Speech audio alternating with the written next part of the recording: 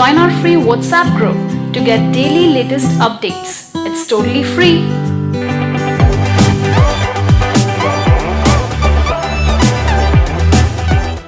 Part 1.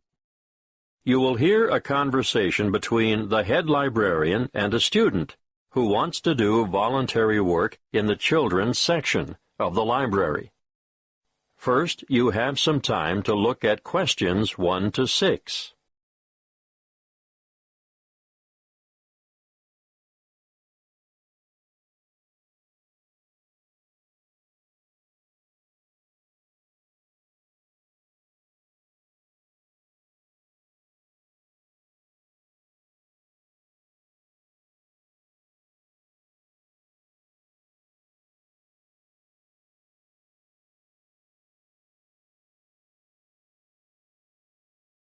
Listen carefully and answer questions 1 to 6. Good morning. You'd like to volunteer for the children's section, is that right? Yes, I spoke to you on the phone yesterday. That's right. Tessa, isn't it? Yes, Tessa Bridges. Thank you for coming in today, Tessa. Before we discuss what a volunteer does in the library, I'll need to get some details from you. No problem. What would you like to know? Where do you live, Tessa? I still live with my family in Northwood, 51 Matthew Drive. Mathew? Matthew Drive? Actually, there are 2 T's. Mattthew. Oh, thank you. And the postcode for Northwood is? Oh, I'm still confused about that. It used to be 2614, which of course I still remember, but the post office has recently changed it to 4126. So, 4126. Now, you're a university student, aren't you? Not exactly. I go to Northwood Polytechnic. I'm in my final year. In your final year. So what are you studying? I mean your main subject. Oh, I'm majoring in creative writing. And are you enjoying that? Very much so. I love it. When I graduate, I want to write children's books. That's great. Now, I can see why you're keen to volunteer at the library. We're always grateful for the extra help, but I still have to ask you some more questions about your previous experience. That's fine. But I haven't had a full-time paid job yet. Not to worry. Part-time work or voluntary work gives you the experience most employers are looking for. Well, to start with, when I was 16, I had a babysitting job. And who did you work for? Oh, just family friends. How long did you babysit for family friends? Oh, about 2 years, on and off. After those 2 years were up, what did you do then? Well, I was still working as a babysitter on the occasional evening and weekend when I became a peer tutor at school. I did that for 1 year, my last year at senior high. And what does being a peer tutor involve? Mostly, it means staying behind after school 1 or 2 afternoons a week to help fellow students in the subject that they're having difficulty with. And what subject did you tutor in? English, actually. I see. Do you have any other experience? I worked at the Ace Sports Academy as a tennis coach, but that was only for about 12 weeks over the summer before I enrolled at the Polytechnic. So you're good at sports? Not everything, just tennis. And are you currently working? Yes, well, unpaid work, that is.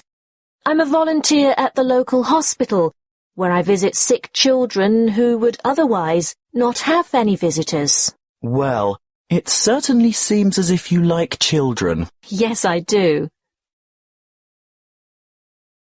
Before you hear the rest of the conversation, you have some time to look at questions 7 to 10.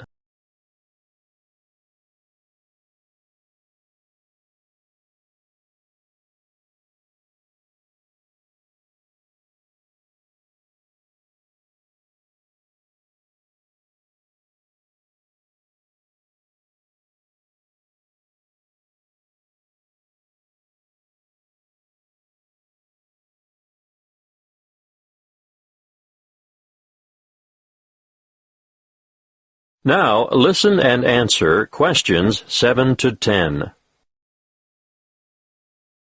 Well, Tessa, what I need to know now is what your schedule is like, so that we can fit you into the roster here.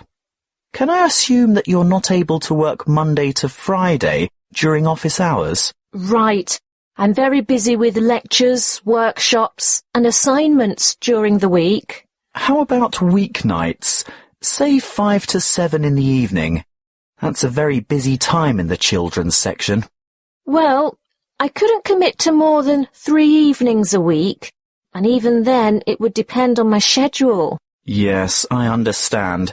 If possible, we could make arrangements a week in advance. Would that help? Yes, that might work. Are weekends okay? Well, Sundays are out. Actually, only every other Sunday, because that's when I'm usually needed at the hospital. But I'm free on Saturday afternoons. All right. We could roster you for the odd weekend then. What about school holidays? Definitely. No problem whatsoever. I don't have any other commitments during the holidays. That's good to hear. We have droves of children here in the holidays, as you can imagine. Thank you. Well, Tessa, we'll send you a letter of appointment in the mail, and we look forward to having you join us as a volunteer. Thanks very much. Now, as for your duties... That is the end of part 1. You now have half a minute to check your answers.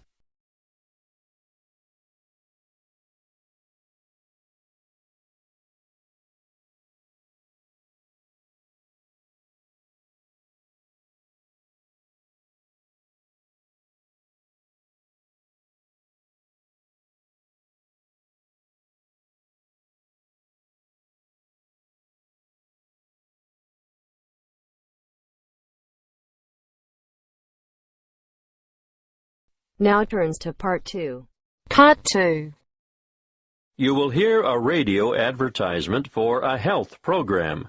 First, you have some time to look at questions 11 to 17.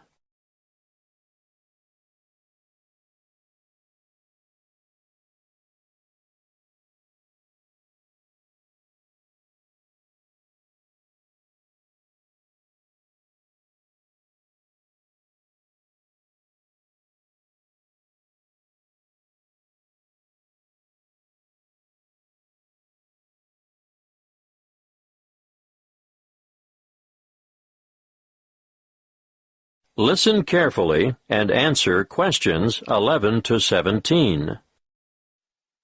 Prevention is better than cure. You all know that, don't you? Have you been looking for some help and guidance for maintaining your health? Well, today, I want to tell you all about a new health program called Be Well. Be Well Online, actually. This is an interactive website packed with resources to assist you in achieving your health goals. On this website, you'll find up-to-date health information you can trust. It has a register, which includes a quick online check to assess your health and keep track of your progress. What do you want to do? Lose weight? Give up smoking? Manage your blood glucose levels or just improve your overall fitness? Use the simple online assessment tool and receive a personalized report on your current state of health. This is what we call your wellness register. After you've completed this, you'll be ready to move on. Now, the Active Health Agenda is where our team of experts has created a series of interactive 8-week programs for some of the most common health goals. These are aimed at differing ages and lifestyles, and include healthy eating and workout plans, plans for losing weight, stress management, longevity, or how to age gracefully by maintaining your health, and express workouts for those of you who never have enough time. If you join up to Be Well Online, you'll not only be able to use a whole suite of interactive tools and calculators, but you'll also have unlimited access to an extensive library of health articles, delicious, simple recipes, and illustrated exercise descriptions. Let's look first at the active sport component. This gives you individual attention. In fact, it's a virtual personal trainer. Sports science and fitness experts have developed programs that will enable you to take on a specific sporting challenge or fitness goal adapted to your particular ambition and skill level. Detailed daily warm-ups and workout plans and weekly training schedules will help you prepare for any upcoming event of your choice. Marathons, triathlons, open water swims, cycling, or fun runs are just some of the events you could enter with confidence when you've completed an active sport program. Be Well Online also features an active care project. This caters for individuals who want to address specific health needs. The 4 courses in most demand are Stop Smoking, which will give you strategies, email support, and reliable tools and resources to help you quit smoking forever. Then there is Glucose Management, a self-care program designed for people with high blood sugar, which will help you manage your condition and improve your overall health. Obviously, heart health has a large following. It's basically all about lifestyle modification, where you will take a course of action with the aim of improving your cardiovascular health. Those of you who suffer from neck and/or back pain will benefit from the Back Care program, but we're talking about minor troubles here. Anything major should be attended to by a qualified physician in person. So, what are you waiting for? Register today at bewellforlife.com. Before you hear the rest of the talk, you have some time to look at questions 18 to 20.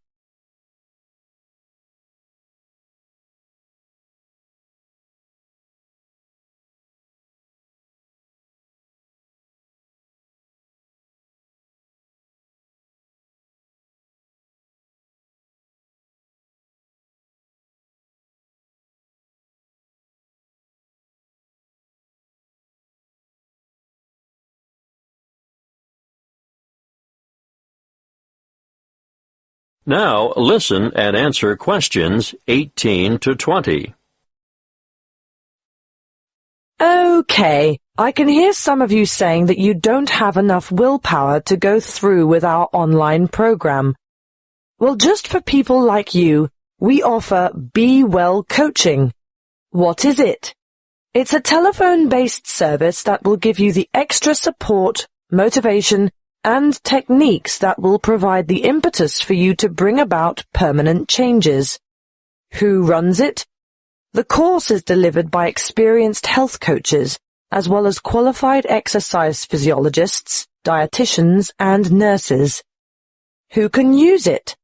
Well, this service is really for those of you who have serious health concerns like diabetes, arthritis, or high blood pressure. I know there are many of you out there who could benefit from this. How does it work? Your health coach will provide assistance as you develop a plan and maintain regular contact over a period of 6 months to help you stay on track. You'll also get access to a phone-in service for extra support if you need it, and you'll be provided with health information specifically targeted at your individual problem. Now, what could be better than that? That is the end of part 2. You now have half a minute to check your answers.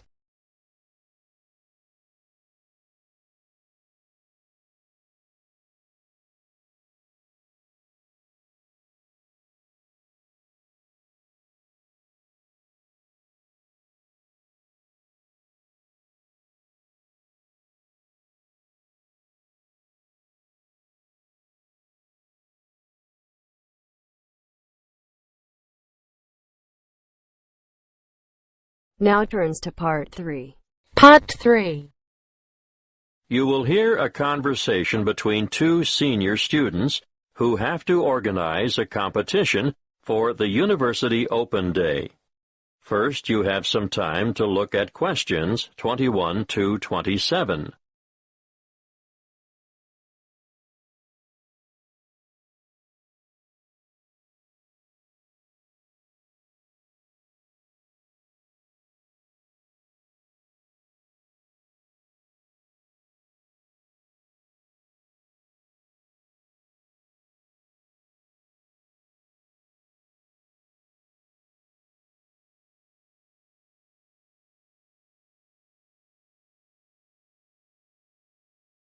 Listen carefully and answer questions 21 to 27. Hi, Grant. What sort of competition do you think we should organize? Well, Claire, the Open Day Committee was pretty clear on that.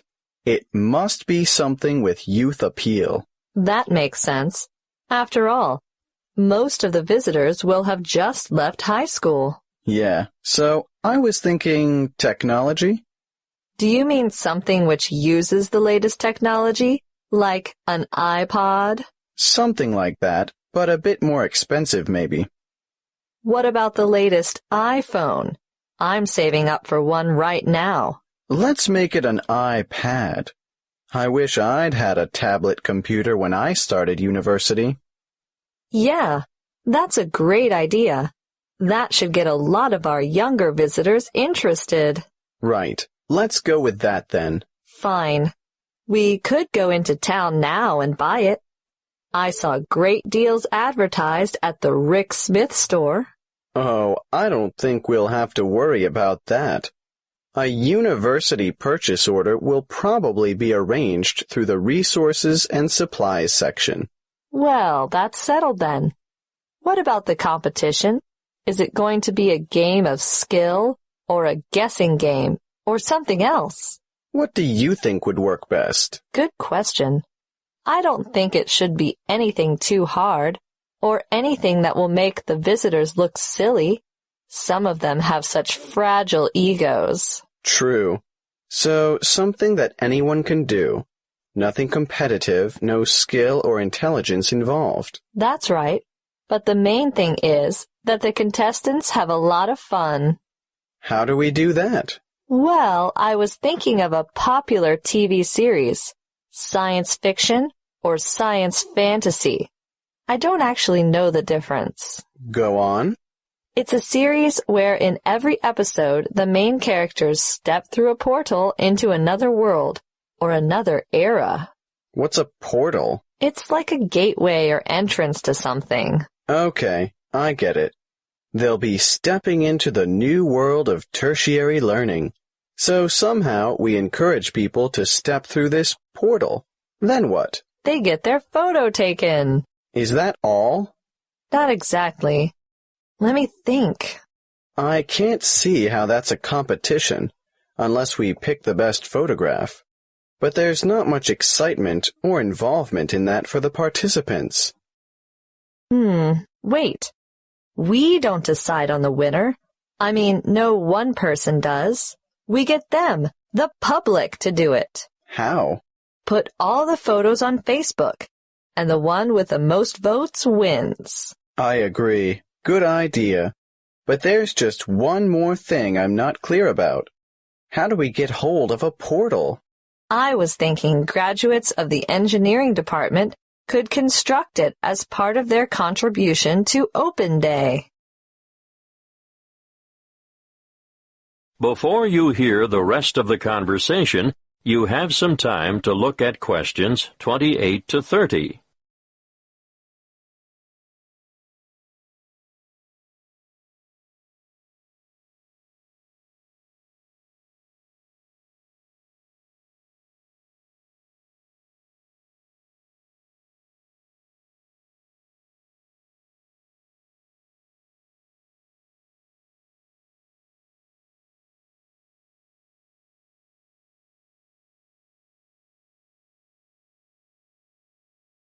Now, listen and answer questions 28 to 30. How do visitors enter the competition on open day? Well, firstly, they have to make their way to the portal photo booth on campus. Okay, a bit like a treasure hunt to start with. Yes, and then they get their photo taken stepping through the portal. And they'll have to write down their details. You know, name, phone number, email. No, hang on. Let's keep it simple. Just name and email address should do. Then after, say, the 30th of July, people can visit the university Facebook page and vote for their favorite photo. So the photo with the most votes wins. Yes, I think that should generate quite a bit of interest.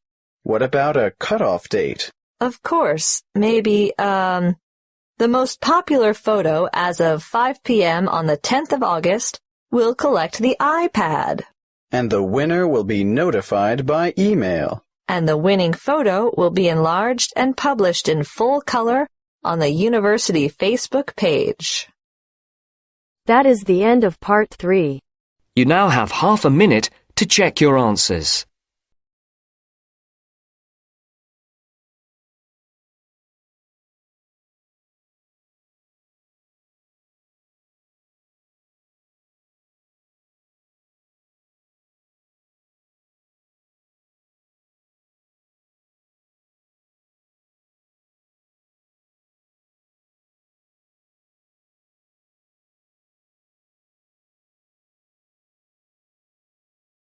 Now turns to part 4.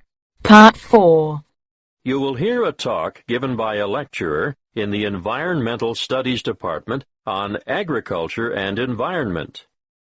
First, you have some time to look at questions 31 to 40.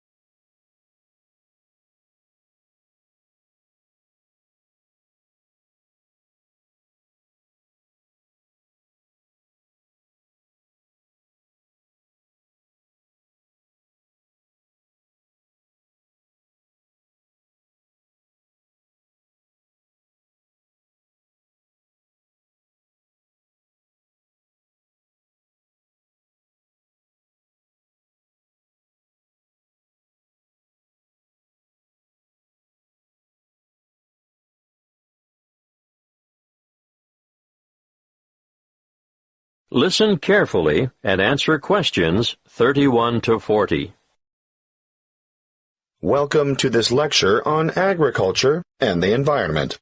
I hope it is enough to make some of you decide on a career in the field of agricultural science.